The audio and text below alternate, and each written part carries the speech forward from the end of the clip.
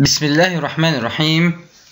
Welcome back, my students, to a new lesson of English, and this lesson will be lesson number 8. The title of it is Telephones, and this lesson will talk about the history of telephones and who was invented them, and we will talk about the telephones in Africa. So let's begin our lesson. Let's do number B. Work in pairs. Discuss how a new technology has changed our lives. As you all know, the technology has been changing our lives every day. So here we have to discuss how new technology has changed our lives. In your notebooks, list the advantages and disadvantages that new technology such as cell phones and camera phones can bring. So everybody of us knows that the technology is something important in our lives, and at the same time it has advantages and disadvantages. So we want to learn what are the advantages and disadvantages of cell phones or mobile phones. Here in front of you you can see possible suggestions. Mobile phones, or let's say cell phones. Advantages: you can always be contacted with your friends, relatives, parents, and so on. You can get important messages anytime and anywhere. You can call for help in difficult situations sometimes.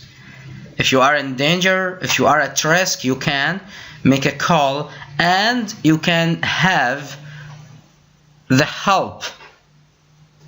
And at the same time, on the other hand, we have disadvantages. They can disturb other people in buses, taxis, etc. They are expensive to use. Sometimes. You can lose them easily. These are the main advantages and disadvantages for mobile phones.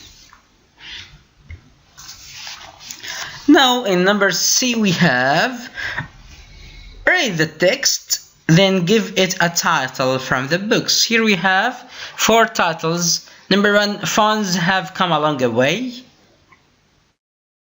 Phones have come a long way. Here the meaning is phones have developed our lives, let's say. Too poor to use a mobile. Africa's telecom boom increase. A new technology provides jobs. Let's read first the text, and after that we can put the best title to this text.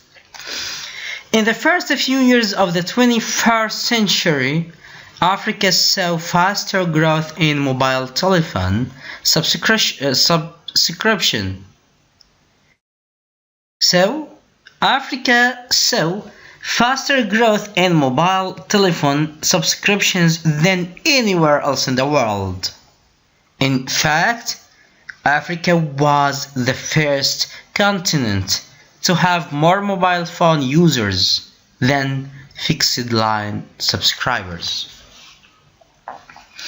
Between 1999 and 2004, the number of mobile phone customers in Africa jumped from 7.5 million to 76.8 million.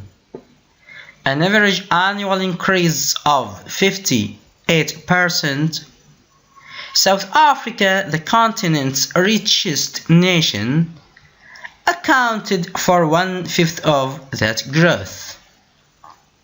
The choice of prepaid or pay-as-you-go services, where the subscriber doesn't have to sign up to a long-term contract, has been one reason behind this major growth in Africa, as well as in other continents. For various reasons, many parts of Africa had few landlines, so cell phones made it possible for millions of people to skip a technological generation. They went from letter writing to instant messaging in one jump. Villagers in the forest regions of the Congo were so keen to get service that they built very tall tree houses to catch signals from far-off cell phone towers.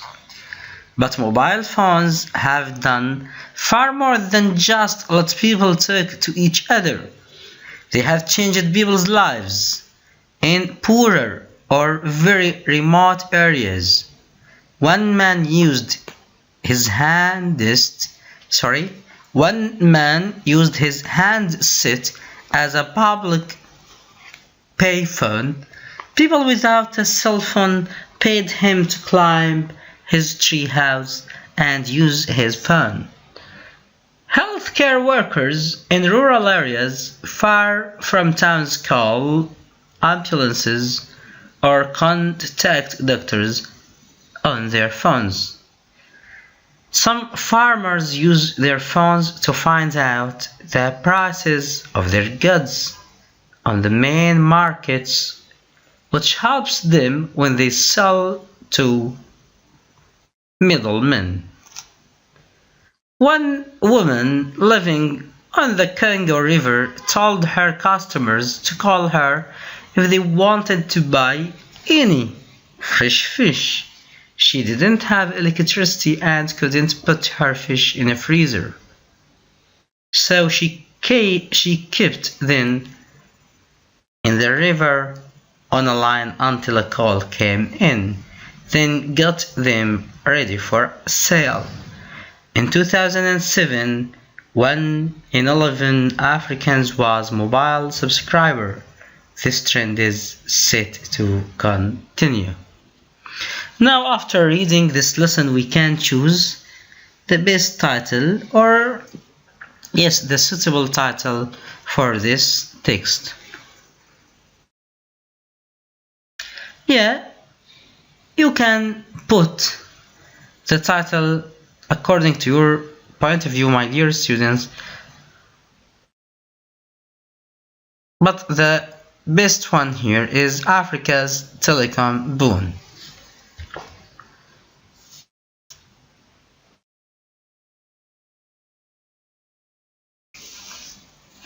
Now practice number D. Read the text again in exercise number C, then answer these questions. After reading it, find another word for customer in the text.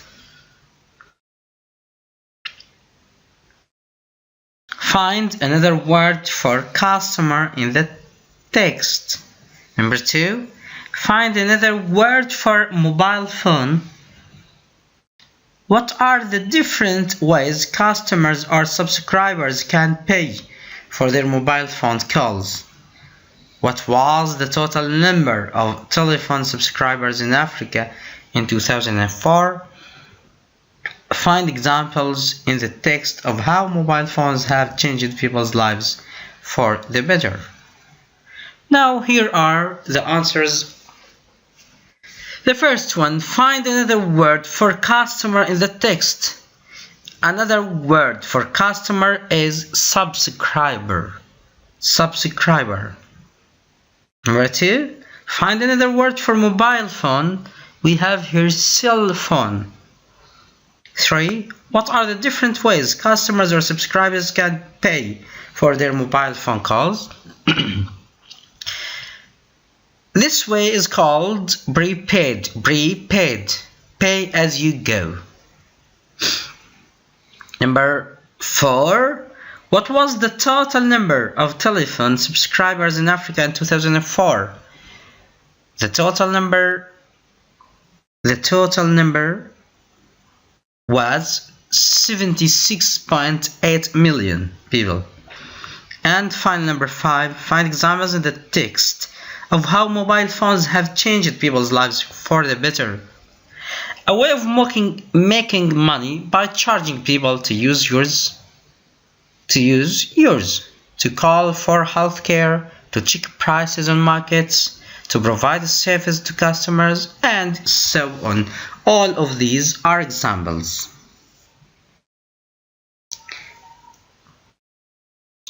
Now you can write down the answers in your books, my students, and after that do another task. Number E. Work in pairs. Find the figures in books from the text in exercise number D. Then take turns saying what they represent. Here we have an example, 1999 to 2004. In this period, the number of mobile phone subscribers in Africa increased a lot. We have here 76.8 million, 58%, 1/5, 1 in 11. And the answers are as follows. In 2004, there were 76.8 million mobile phone users in Africa.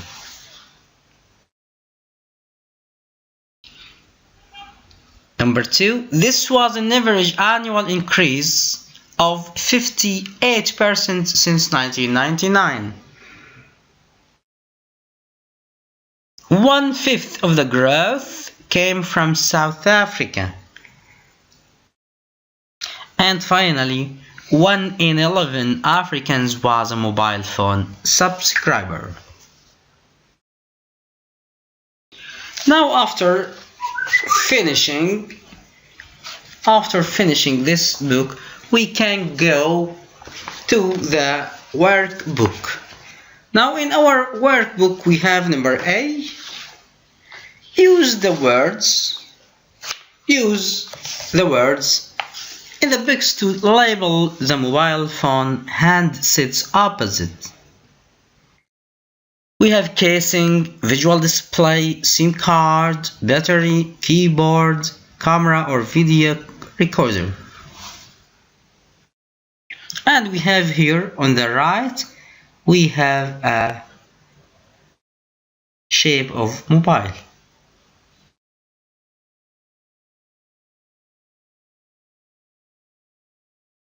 Yes, the first one, casing, then visual display, after that keyboard. On the right we have the camera or video recorder, the battery, and finally SIM card. And as I know all of you know these things carefully and clearly. Number B. Complete the sentences with the information in the books below. I have to read number 1. Copper is used in mobile phone space because, and we have another space. ABS. Polycarbonate is used to make the, because it's so and so. Aluminium, like copper, is good, but it's also and then copper. Stainless steel is an, offeron, carbon, and chromium. It's useful because it doesn't. Tin is used to so and so. Now here we have books. We have to read it. ABS, polycarbonate alloy, used in the casings of most mobile phones. A light, inexpensive but tough plastic. Copper, an important component of the circuitry of any electronic device, a very good conductor of electricity. Glass, superheated silica is the most common form of glass and is used in mobile phone cameras. Aluminium, used with copper as part of mobile phone electronics, only has about 65% the conductivity of copper, but is lighter and cheaper. Iron, stainless steel, used as metal finish on many mobiles. It's an alloy of iron, carbon, and chromium. It doesn't rust. Silicon, important component of the phone's microchip and liquid crystal display. Tin, one of the oldest metals used to hold together the electronic parts of the phone.